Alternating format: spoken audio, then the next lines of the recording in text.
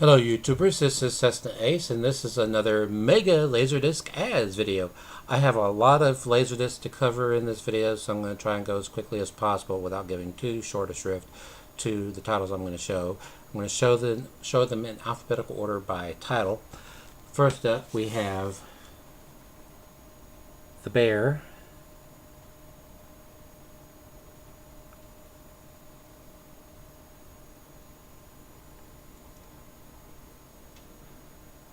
released by RCA Columbia Pictures Home Video. Copyright 1990, artwork and design. So, I didn't write down the release dates at the LaserDisc database as to when these were released, but rule of thumb, that's what I go by. The copyright date for the package design and summary generally is when a title was released. This film was originally produced to be released by TriStar.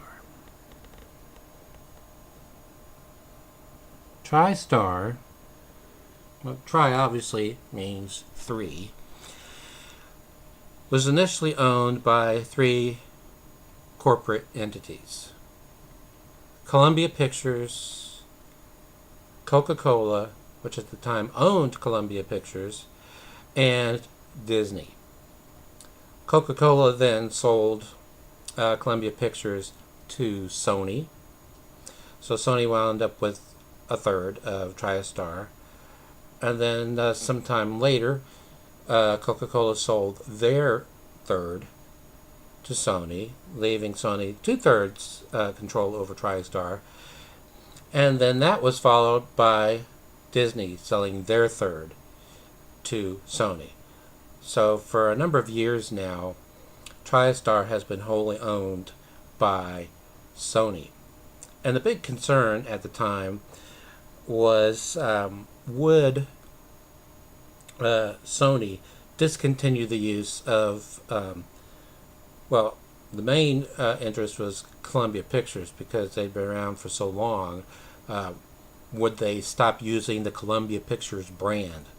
But they still are releasing films under the Columbia Pictures name, as well as TriStar and Sony Pictures. And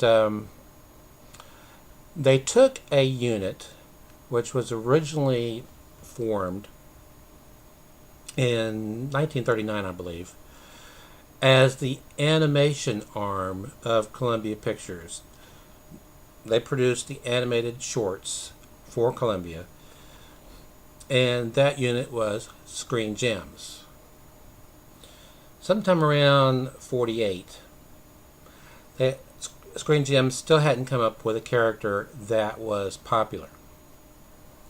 So they shut down Screen Gems, and they signed UPA to make their cartoons under contract. And almost immediately UPA started coming up with popular characters like Mr. Magoo. But anyway, in 1948, Columbia Pictures immediately reactivated Screen Gems as their television production and distribution arm. A lot of the studios were at that time doing that sort of thing because television was seen as the enemy. But Columbia Pictures kept up the ruse longer than any of the other studios. They kept Screen Gems as their television arm from 1948 to 1972. Then it was deactivated. Sometime after Sony bought Columbia Pictures and TriStar and all that, they reactivated Screen Gems, but as their film production and distribution arm for low-budget science fiction and horror films. Anyway, I got kind of off the subject here. The Bear, released circa 1990. If I didn't already say, release 70216. This has audio in Dolby Surround.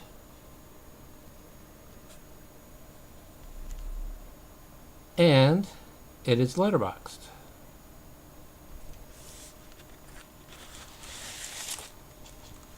Now, on the back of the jacket, it says manufactured by Pioneer Video Incorporated. But you can't always go by that. In fact, one of the titles that I've added to my collection at the LaserDisc database is a title that the jacket and the labels all say manufactured by WEA Manufacturing, which did have two facilities, one in the U.S. and one in Germany. But that disc was actually made by Pioneer, going by the mint marks. The LaserDisc database uses something called Mint-O-Matic. You type in the mint marks and it automatically determines where it was made.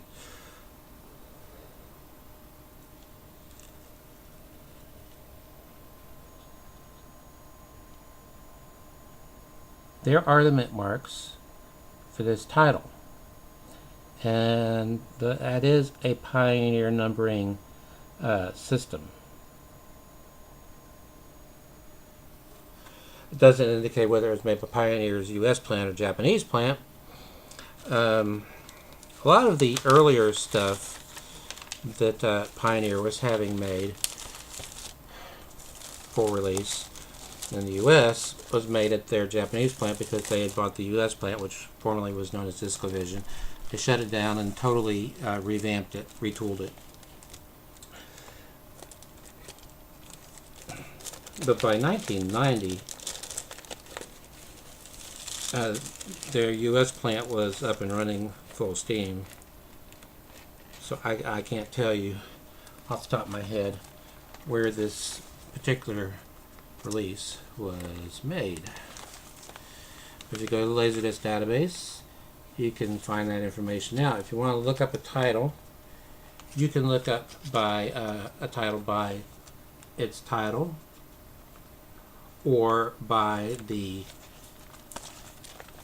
catalog reference number, which I told you, 70216, or I'll mess with the jacket, outer sleeve protected thing, protection thing later. You can go by title. You could enter in the catalog reference number.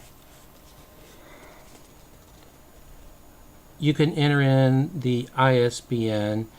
You can enter in the Universal Product Code number, or you can enter in the IMBD database number for that title. But anyway, it's number one.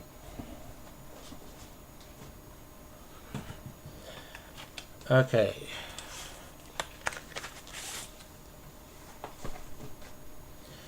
The American market for LaserDiscs was relatively small. It had only 2% market penetration. But taking that and looking at it more closely, it's amazing how many titles were released in the U.S. on LaserDisc, given the fact that 98% of homes didn't have a LaserDisc player. This was mainly due to the fact that you had two distributors who were battling each other rather fervently, Image Entertainment and Pioneer. And the ironic thing is, a lot of the image discs were made by Pioneer, in the early days anyway, but Image was trying its best to get away from Pioneer, so whenever a new facility opened up, they would start using them. And they were releasing so much that they pretty much had to rely, well, they relied on every plant in the U.S. plus most of the facilities in Japan, plus PDO UK in England, plus Sony's Austrian plant. So there's just a tremendous number of discs that were released in the LaserDisc format. Worldwide, it's now over 51,000 releases. When I first started entering my collection in at the database, it was at 37,900 known titles. And every week or two, another batch of 100 or so are added to the database, as well as any titles that are found in the other formats they track. The CED format, the VHD format, which was only released in Japan, the Muse High Vision format, which was the high def variant of the LaserDisc format. It was only released in Japan. Digital VHS, HD DVD, that sort of thing. People are adding titles all the time, or updating titles all the time, providing more and more information. If you want to see my collection at the database, just do a member search for Cessna A, spelled the same way that it is here, and you'll call up my collection, which is currently over 39 pages long. But anyway, where I was going with this is that in addition to their mainstream releases, Image also had a line, which I've discussed previously, for porn titles. They were licensing every porn title they could get their hands on and releasing it under the name LaserDisc Entertainment. They also had a foreign film line known as the Cinema Disc Collection. And I've already have quite a few of those, but I've got more here. And then they released a lot of silent films, a lot of which I already have, and some I'm adding now. And most of their silent films came in this silver design. The Silent Classics. This is Broken Blossoms, starring Lillian Gish. There's a introduction by Lillian Gish to the film. This was released by Image under license from Pattimus Video. Now, normally I try and, well, I hope that whenever I find a new silent film release, it's from the Black Hawk Films collection, because Black Hawk Films was very meticulous about how they maintained their film library. They maintained their own negatives. They made their own prints. They did their own transfers when they did video transfers. Just really high quality. But this, however, came from the Rohauer collection.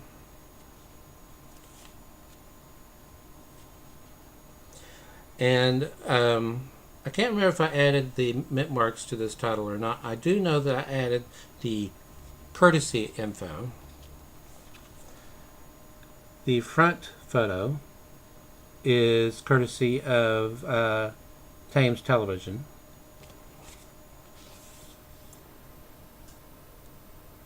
The rear jacket photo is courtesy of the Museum of Modern Art. I know this because it says so right there. Specially tinted black and white print.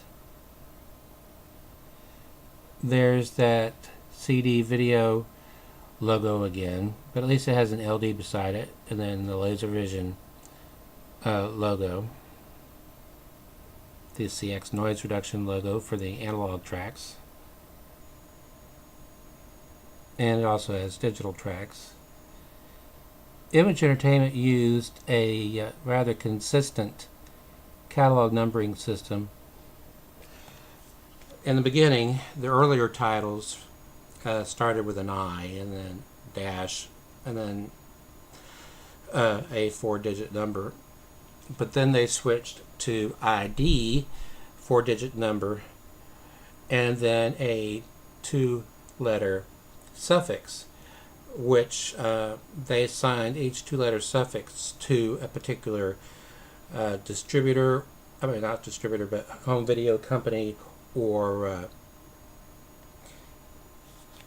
whatever. Anyway, This they licensed from HBO Video. I don't know if you can make that out, but the two-letter suffix is HB. The full catalog reference number is ID 6861HB. So always excited to add new foreign films to my collection and new silent films to my collection. Okay. We have the best of Mission Impossible, which featured in the cast married couple Martin Landau and Barbara Bain, who were later to star in the science fiction series in England called Space 1999. That series had an international cast, and they were primarily hired because they were well known to American audiences, which was the primary reason why Barry Morse was signed to the series. He was well known to American audiences for having co-starred in a very popular series called The Fugitive. And it must have worked because the market that Space 1999 had the biggest success in was the American market. Okay, this includes 2 episodes. Episode 1, the pilot episode, and episode 40, the photographer.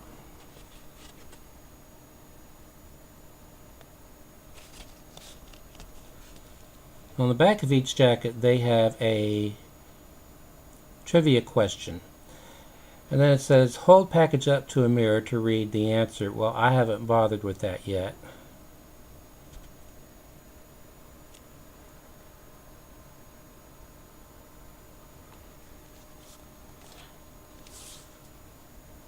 Pioneer Home Video, or Pioneer Entertainment rather, distributed this title for Paramount. Paramount is one of the few studios that did not switch from Pioneer to Image once Image became bigger than Pioneer as far as the LaserDisc distributor was concerned. This is catalog reference number LV154203. I was pleasantly surprised to find that of all of the 40 or so titles that I've added in the last couple of weeks to my collection at the LaserDisc database, only 2 or 3 have had any cases reported of any defects whatsoever. And those have been low probability. The vast majority of the ones I've added have no reported cases of defects. And I attribute this to the fact that the bad players, as I call them, aren't very well represented in the LaserDisc that I've picked up so far, which, as I stated in the last video, came from most of them came from one collection. I do have some here from ABC Lasers, but a lot of these films, our LaserDisc, came from one collection. So far, nothing from Technodisc, which was one of the bad players, PDO UK, another one of the bad players, and Sony's US plant, which started having quality control problems in the mid-90s. Only a handful of their titles, but ironically, the titles, the small handful of titles that I have added that have a small number of reported defects for that title, none of them were made by Sony. Made by Pioneer. Anyway, this is the best of Mission Impossible Volume 2, I'll learn to speak one of these days.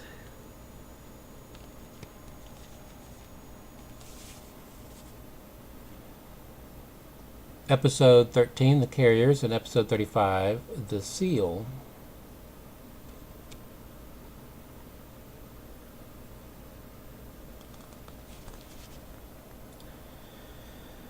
Martin Landau and Barbara Bain, then married, left Mission Impossible to star together in what TV show? Well, I've already given you the answer to that, and I could make it out even without holding it up to a mirror anyway. The answer is Space 1999. This is release number LV154213.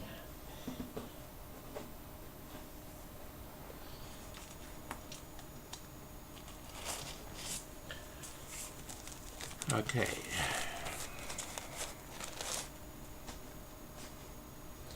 Next up, the best of Mission Impossible Volume 3.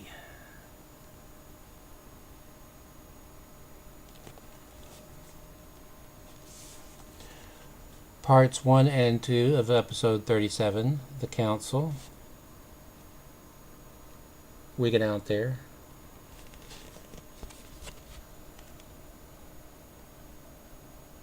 Peter Graves changed his name to avoid being confused with his brother, another television star. Who was his brother? Well, I can't make that one out, and as I said, I haven't held these up to a mirror yet, so I don't know the answer to that one. But I'm sure somebody who watches this video will look it up on the internet.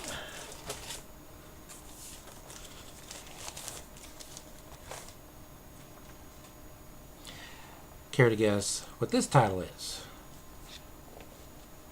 The Best of Mission Impossible Volume 6. I didn't pick up Volumes 4 and 5 because they were not in the collection that I bought. That was bought by Yesterday and Today.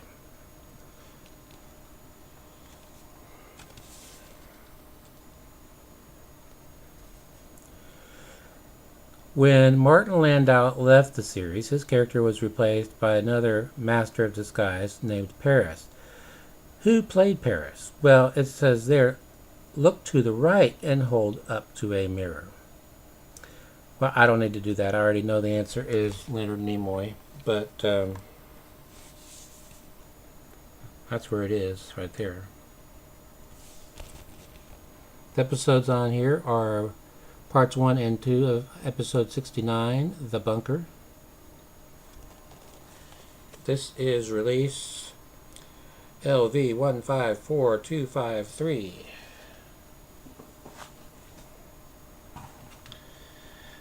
Okay, moving over to Hong Kong for a bit. There are a lot of things about Hong Kong releases that I like. Same trait that they share with Japanese LaserDisc that I like. First up, we have A Chinese Ghost Story.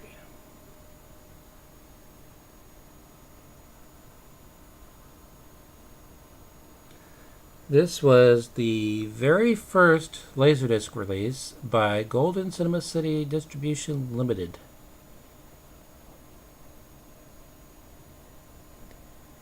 And I don't know if you can make it out, but that's another thing I like. They put the price printed right on the jacket. 780 Hong Kong dollars. Now, in most markets, the LaserDisc format was a niche format. In the U.S., the niche was people who were putting together a home theater, audio files, video files, that sort of thing, because the LaserDisc format at the time had the best video quality and the best sound quality.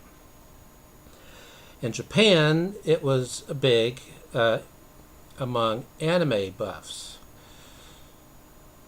So it was roughly 10% market share in Japan, 5 times the market share that it had in the US, but Japan is a smaller country. But anyway, that is why so much anime has been released on LaserDisc,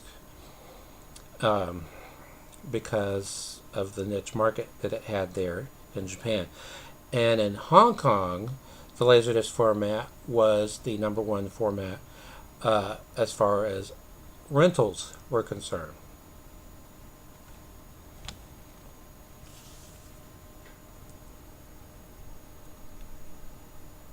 Now, another thing I like about Hong Kong releases and Japanese releases, you have the information there on the spine, as you do with American releases, and on the top, which is cool if you store them this way and you thumb through them, although I don't recommend that, because when you're thumbing through, you're putting stress on the top of the jacket, and as the jacket moves, you're putting stress on the bottom of the jacket. So it's not something I recommend doing. Now, this came with a little Brucey bonus. Oh, I forgot to mention. In Cantonese only. This came with a little Brucey bonus, but it was not something that was included with the disc originally. It was something that was later added by a previous owner.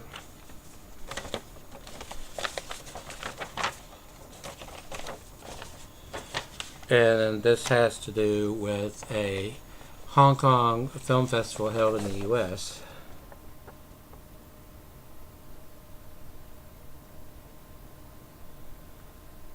I know, because that's a US telephone number for one thing. 1994, Festival Hong Kong. There is the schedule for the films that they're going to run. If I were British, I would say schedule. Has every film that they showed with a description and everything, and the show times.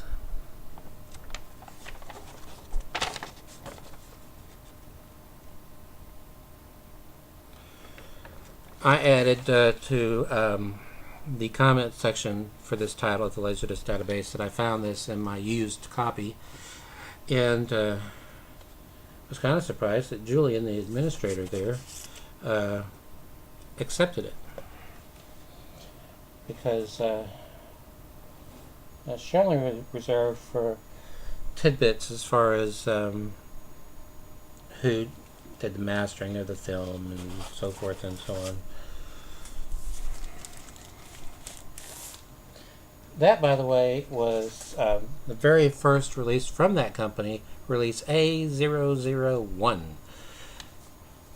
This is a Chinese ghost story 2.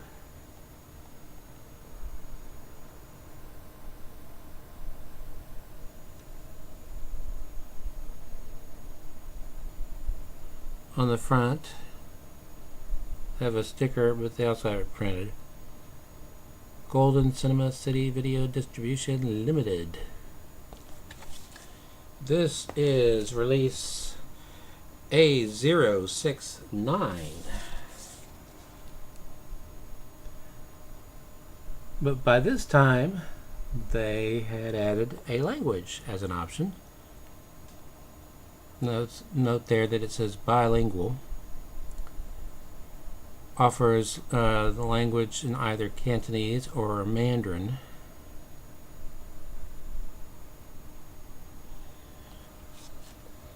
$780 Hong Kong dollars.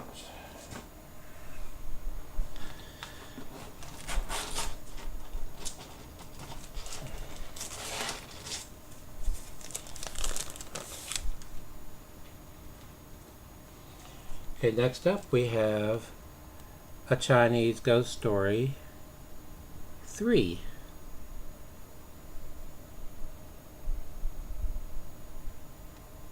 From Golden Cinema City Video Distribution Limited. release A129. Again, language options are Cantonese and Mandarin.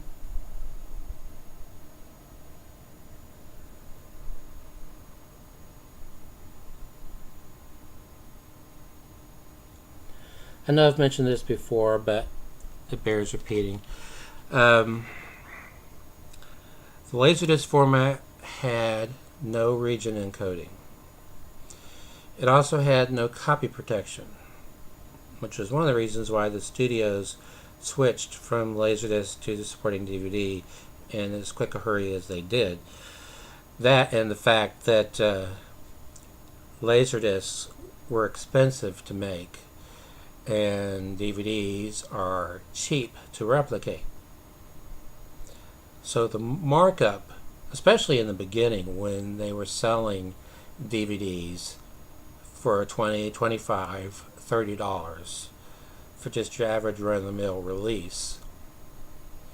I mean, I saw some public domain titles that were $15, but they were only costing 10 or 20 cents a piece to make, and that includes the cost of replication, the cost of packaging. And I know all this because at one time I had considered taking my retirement funds and starting my own video label, because there were certain things that were not out on video that I wanted to put out on video. Especially, there were a lot of foreign films that I had an interest in seeing released on LaserDisc. But in any event, I checked the cost of securing video masters, the cost of creating a DVD master, authoring it, the cost of replicating the discs, the cost of the packaging and everything, and total cost was around $0.25. And of course, the higher number that you produce, the lower the price. Whereas it costs LaserDisc manufacturers about $6 per disc to make. So that is why the studios moved to DVD so quickly. The other thing I wanted to say was that there were two television standards that were supported by the LaserDisc format: NTSC and PAL. The French system, CCAM, they used PAL, is my understanding. French releases were in PAL. All American, Japanese, and Hong Kong LaserDisc releases were in the same standard, NTSC. So any American LaserDisc player or any of the LaserDisc players made for release overseas that could handle both NTSC and PAL can play any LaserDisc as long as it supports those standards. There were, of course, PAL only standard players released overseas, and I don't believe they ever sold any players here in the U.S. that were capable of playing PAL. I might be mistaken, but I don't think so. Okay, this is part of Image Entertainment's foreign film line, known as the CinemaDisc collection. And they released a lot of foreign films as part of the CinemaDisc collection. 1989 Academy Award winner, Best Foreign Language Film.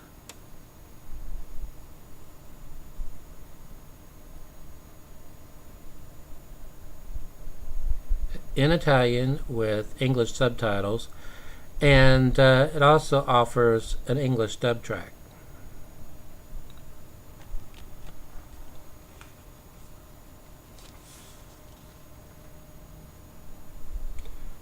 Unfortunately, this was not released by MGM-UA.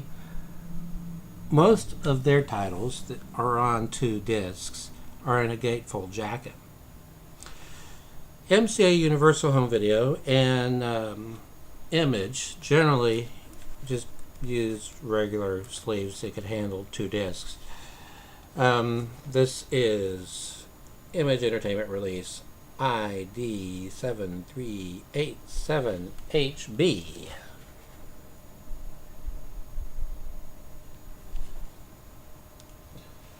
Okay. We have another film here as part of the Cinema Disc collection.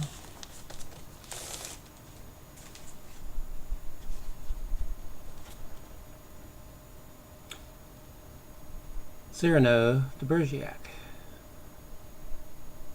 licensed from Orion Home Video.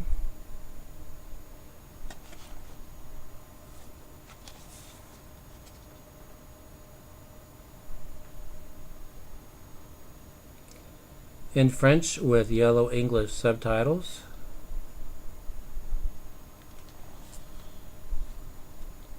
Catalog reference number is ID 8371OR.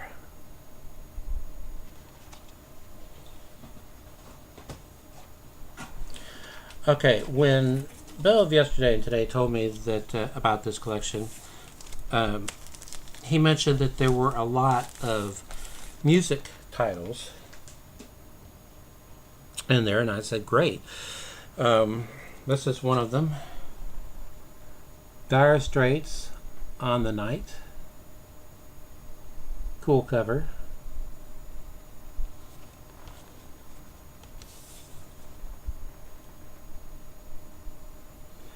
And this makes the first release in my collection, which is over 800 now, from this publisher, Warner Reprise Video.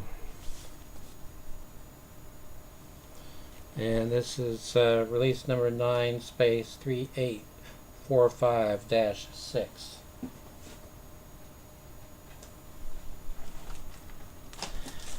Okay, I saw this one in theater, a theater, on its original release.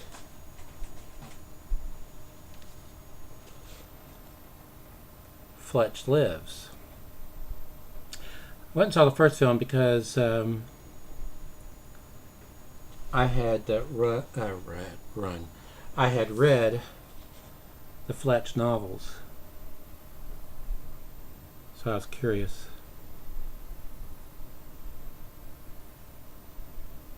From MCA Home Video. This is release 40881.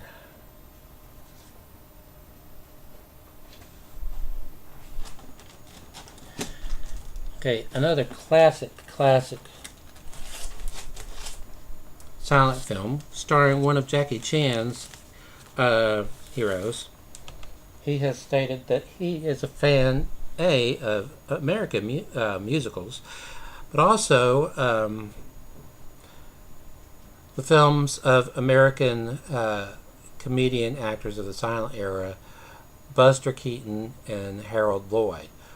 Why them? Well, because they did their own stunts. A lot of the film comedians in the silent era did do their own stunts. And in fact, Harold Lloyd, in one of the films that he was in, lost half of a finger doing a stunt. But if you watch a lot of Jackie Chan films and are familiar with the films of Buster Keaton and Harold Lloyd, you will see a lot of the same stunts done, although not always as big a scope. For example, in one of Jackie Chan's films, he is hanging from a clock, a big outdoor clock, and he falls. And of course, most people know the story about how he landed wrong and was nearly killed because nearly crushed in his skull. But anyway, that was taken from a Harold Lloyd film. And that scene, which he did, his own stunt, was a clock that was much higher up. So, actually, I'm a big fan of Buster Keaton and Harold Lloyd. This is a classic Buster Keaton film, The General. This has some of the most amazing train stunt sequences you're ever going to see. Now, I added this to my collection some time ago on VHS from Black Hawk Films.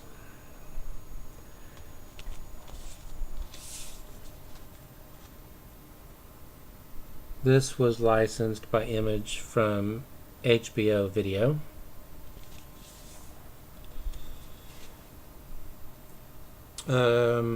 Made from an original nitrate print in the Rohauer collection, with a new score by Carl Davis. Video presentation produced by David Gill and Kevin Brownlow in association with Thames Television. Catalog reference number ID 6862 HB.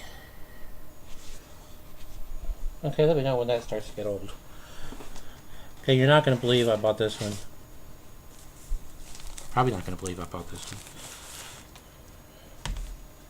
But if you are surprised that I bought this, then you don't know me very well.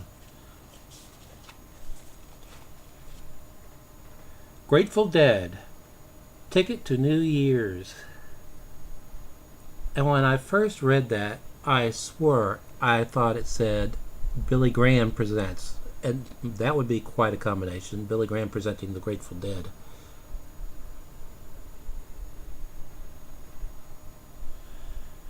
This is one I got from yesterday and today, so I paid the amazingly high price of $3 for this. From Pioneer Artists, release number PA-96-573. Generally, the way their cataloging system worked was PA for Pioneer Artists. They also had Pioneer Special Interests and Pioneer Artist Series or something like that. Anyway, PA dash and then 96 for the year it was released, and then dash 573 the release for that year as part of that line. This is in a gatefold jacket.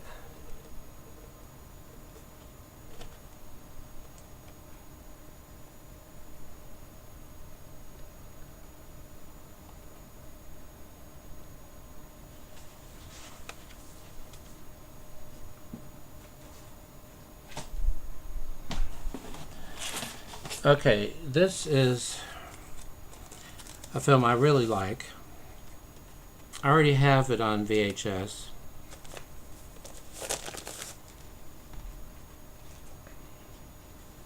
Oh, I did. I started to think, wait a minute, on the Grateful Dead one, I didn't tell you the catalog reference number, but I did. This is The Great Train Robbery, starring Sean Connery, Donald Sutherland,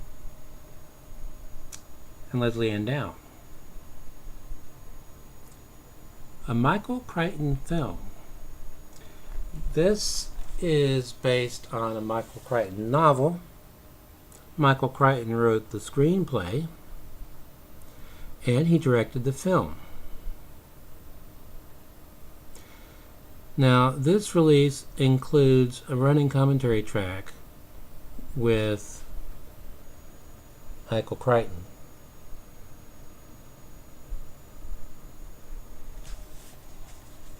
It's from MGMUA, so it's in a beautiful gatefold jacket, even though it's only on one disc.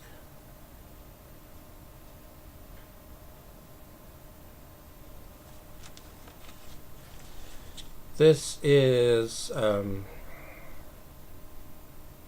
MGA-UA home video release ML101427. Move that aside. Move this box into place. See, I have a system now.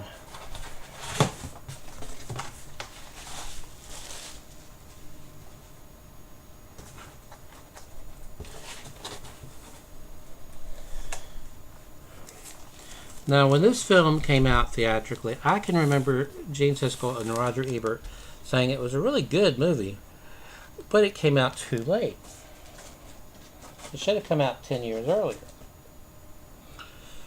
And I'm of the opinion it's never too late for a great film. This is a film based on the musical Hair.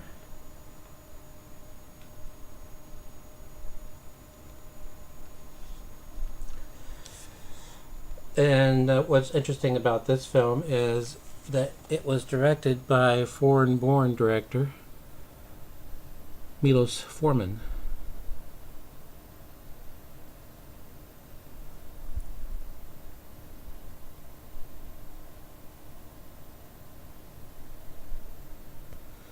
This has some truly amazing musical number sequences.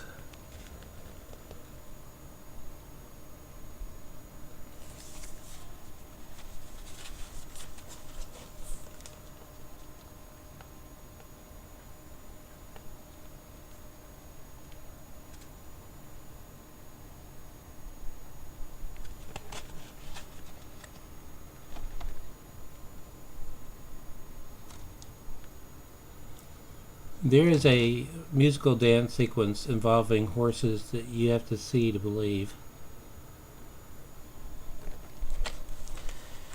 MGMUA home video release ML101330, $3, and as it came from this amazing collection, the spines on all of these are immaculate.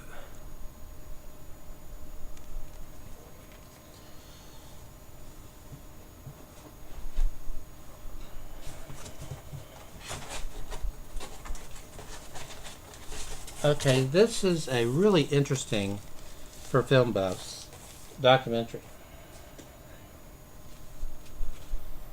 It's All True.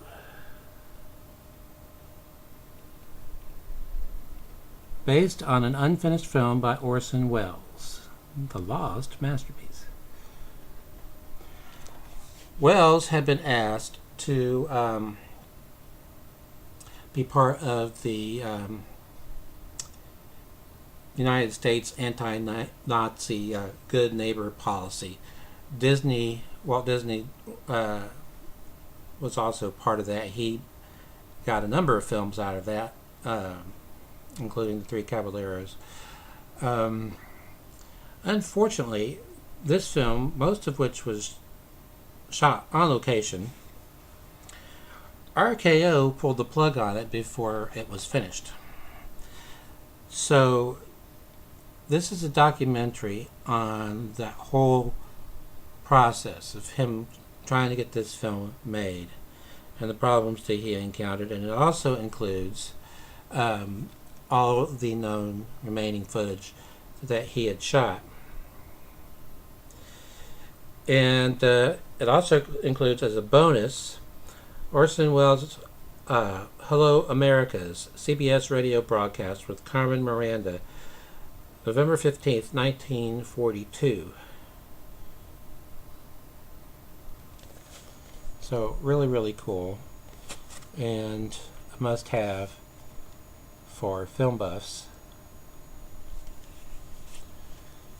This was from Paramount Home Video, release LV5040.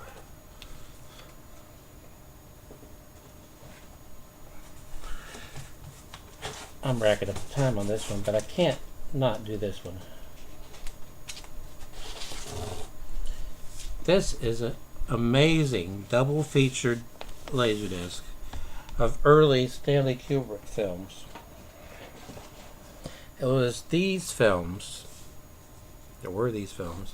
Anyway, these two films were the two films that launched his career. They were the second and third film that he made. Films that he made. Anyway,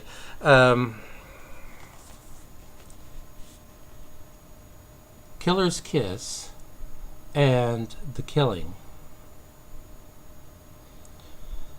Now, it was a actor by the name of Kirk Douglas who saw these films and immediately wanted him to direct a film he was going to star in, Paths of Glory, which Kubrick did, and the film turned out great. Well, United Artists, I think it was, whoever it was that commissioned Spartacus, they had hired a different director to direct Spartacus, and he had only filmed just a few bits when he was fired, mainly because Kirk Douglas wanted Stanley Kubrick. So Stanley Kubrick fans would tell you that Spartacus is the least Kubrick-like film of his films, but it's got a lot of Kubrick touches in it, cinematically speaking, such as a really low camera angle in one of the gladiator training sequences. They had to dig a hole in the ground for the camera so that it could shoot up, and everybody that was taking part in that production, why is he doing that? Why doesn't he just shoot it normally and we could go on to the next scene? But Kubrick got this idea and he said that's the way he wanted to do it, and that's the way he did it.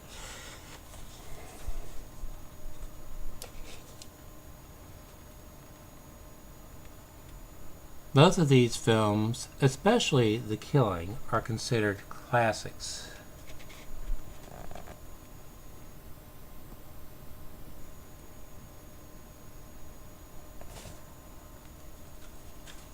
From MGM UA Home Video, release ML1028875. And on that note, I am going to stop because otherwise we're going to hit an hour and nobody's going to watch a video of me that lasts an hour. So until next time, stay awesome. Pictures kept up the ruse longer than any of the other studios. They kept Screen Gems as their television arm from 1948 to 1972. Then it was deactivated. Sometime after Sony bought Columbia Pictures and TriStar and all that, they reactivated Screen Gems, but as their film production and distribution arm for low-budget science fiction and horror films. Anyway, I got kind of off the subject here. The Bear, released circa 1990. If I didn't already say, release 70216. This has audio in Dolby Surround.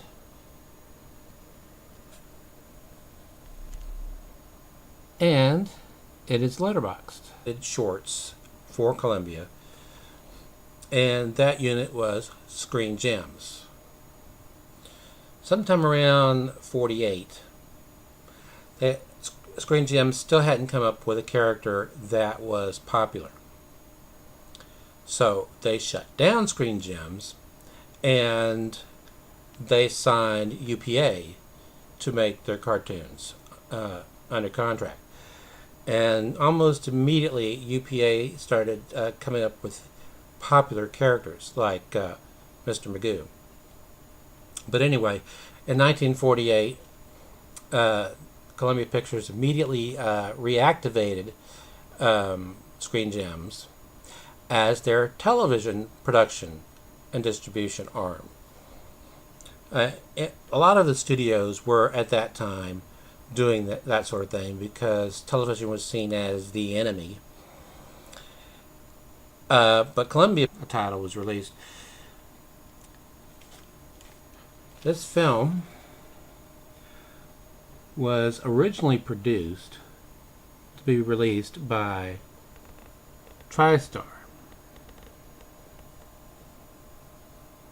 TriStar, well, tri obviously means three, was initially owned by three corporate entities: Columbia Pictures, Coca-Cola, which at the time owned Columbia Pictures, and Disney.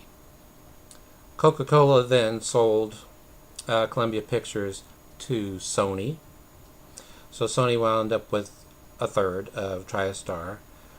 And then sometime later, Coca-Cola sold their third to Sony, leaving Sony 2/3 control over TriStar.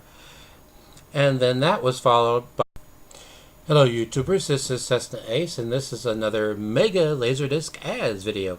I have a lot of LaserDisc to cover in this video, so I'm going to try and go as quickly as possible without giving too short a shrift to the titles I'm going to show. I'm going to show them in alphabetical order by title.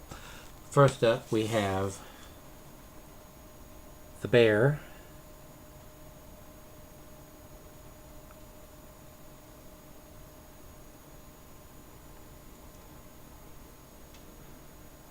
released by RCA Columbia Pictures Home Video, copyright 1990, artwork and design.